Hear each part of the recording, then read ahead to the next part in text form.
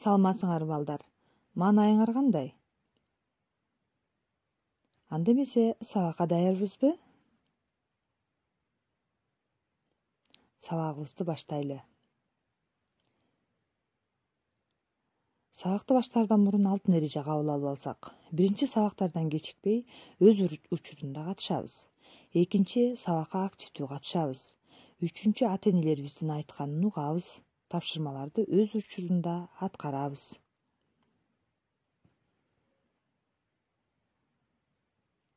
Сабактын темасы балдар кыргыз элинин көркөм кол өнөрчүлүгү боз үй. Сабактын максаты элибиздин түрдүү кол өнөрчүлүккө бай экендигин билип түшүнөсүңөр. Кол өнөрчүлүктүн түрлөрү жана боз үй тууралуу маалымат аласыңар. Түшүнүүңөрдү айтып бере аласыңар. Ата бабадан калган мурастарды баалай билүүгө тарбияланасыңар.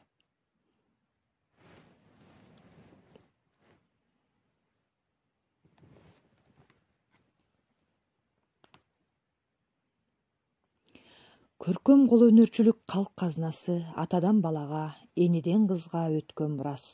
Бул чыгармачылык өнөр элдин байыркы маданиятын, мүнөзүн жана рухий дүйнөсүн, көркөм ой жүгүртүүсүн чагылдырат. Кол өнөрчүлүк улуттук маданияттын ажырагыс бөлүгү. Кыргыздын элдик уздары жыгачтан, чийден, кийизден жана сайма өнөрүнөн көп мурастарды калтырышкан. Кыргыз эли өзүнүн жашоо тиричилигинде кийизден жасалган буюмдарды кеңири колдонгон. Кийизден ар кандай кийим-кечектерди, төшөнчүлөрдү, ала кийиз шырдактарды жана башка буюмдарды жасашкан. Ала кийиз менен шырдактарды зор чеберчиликте оймо чиймелер менен көркөмдөп, кооздоп жасашкан. Үй өндүрүшүнүн эзелки бир түрү килем токуучулук болуп эсептелет. Килемдерди боз үйгө илишкен, жерге салышкан, жүк жыйган такталардын, сандыктардын үстүн жабышкан. Орто Азиянын көчмөн, жарым көчмөн калктарынын тарыхындагы чий чырмап, камыш согуп, буюм жасоо өнөрү байыртадан бери белгилүү. Ою чийүү түшүрүлгөн чырмалган чий өзүнчө эле килемди элестетет. Саймачылык кыргыз элинин көркөм өнөрүнүн байыртадан бери кеңири таралган түрү. Кыргыз аялдары үй тиричилигине керектүү буюмдарын, туш кийиздерин, кийим-кечектерди, ат жабдыктарын саймалап кооздошкон. Өрмөчүлүк да кыргыздын үй өндүрүшүнө белгилүү орунду ээлеген.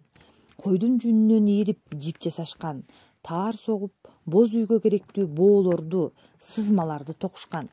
Кол өнөрчүлүктүн кайсы гана түрүн албайлы, бардыгында тең таланттуулук, укмуштуудай көп түрдүүлүк мүнөздүү.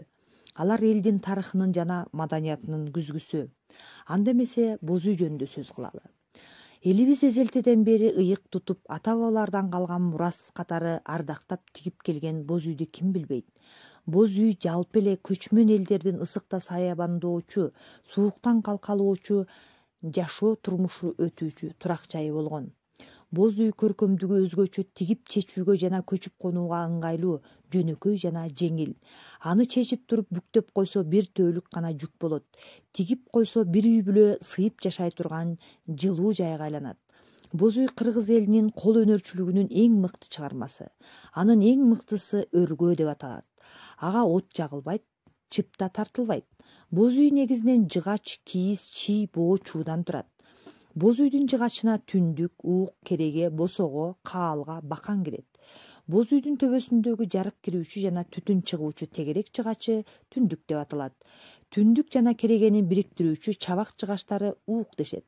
Боз үйдүн уук бириктирүүчү таяныч жыгач жасалгасы кереге делинет. Кереге бири-бирине кайчылаштыра көзөлөнүп, көктөлгөн таякчалардан жасалат.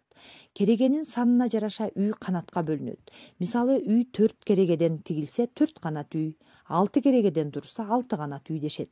Боз үйдүн көркү керегенин жайылышына жараша болот. Эшигине босого бекитилет. Алардын төмөнкү жагы жер босого, жогору жагы баш босого аталат. Босогого чакан каалга жасаса да болот. Эшик чийден токулат да, сырты кийиз менен капталат. Түндүгүн көтөрүүдө жана кийиздерин көтөрүп салууда колдонулуучу бир учу ача жыгач бакан же түндүк бакан деп аталат. Боо чууга баш чалгыч, уук тизгич, кереге чалгыч, эшик боо, туурдук боо, үзүк боо, кырчоо кирет. Алар ою салынып, түрлөнтүп да өрүлөт.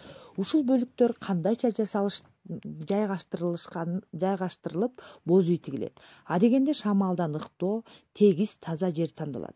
Муну элибиз журт чалуу деп аташкан. Журтка кереге жайылып, тегерек тарта керилет да, алар бириккен жерлер санактарынан аркылуу ашталып, кереге чалгыч менен бекем чалынат. Керегенин уштарына босого таяктар бекитилип, кереге чалгыч салынат. Аны баш чалгыч дешет. Анан түндүк көтөрүлүп, анын көзөгөчтөрүнө уук сайылып, экинчи учу керегенин башына уук боолор менен байланат. Уукка уук тезгич чалынат. Андан кийин жабык баш жабылат. Андан соң чийик курчалып, сыртынан туурдуктар каланат. Ууктун үстүнө үзүктөр салынып, акырында түндүк жабылат. Үй тигилип бүткөн соң анын ички жасалгасынын да орду менен жайгаштыруу ага көрк кошот. Боз үйдүн ортосу коломто, эшиктин бет маңдайы төр, эшик жагы улага, киргендеги сол тарап эр жагы, оң тарап эпчи жагы деп бөлүнөт. Боз үйдүн эшигин ачып, босогону аттап кирер менен эле төрдөгү жыйылган жүккө көз түшөт.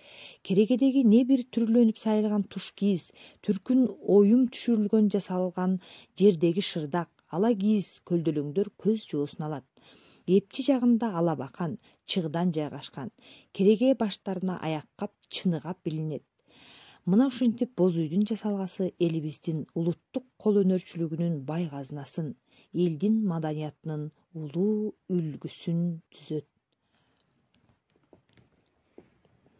Биз балдар ата-бабабыздан калган улуу мурасыбызды аздектеп, биз дагы муундан муунга сактоо биздин ыйык милдетибиз деп билишибиз керек балдар. Анда эмесе ушул тексттеги түшүнбөгөн сөздөр менен сөздүк иш жүргүзөлү. Чыгдан бул идиш аяк калкалаган сокмо чий, аяк-кап идиш салган кийиз баштык, чыныгап чыныларды салган кийизден жасалган баштыкта, саябандоочу бул ысыктан калкалоочу каалга эшик. Макалдарды толуктап жазгыла балдар. Эр жигитке өнөр аз. Уз узду тааныйт. Эл ичи кенчи, адам иште чыңалат, отто чыңалат. Тапшырма балдар. Боз үйдү эмне үчүн ыңгайлуу жана ыйык турак жай деп атайбыз? Ата-энелерибиздин жардамы менен боз үйдүн жасалгаларын атап түшүндүрөбүз. Жумушчу жептерди толтурабыз.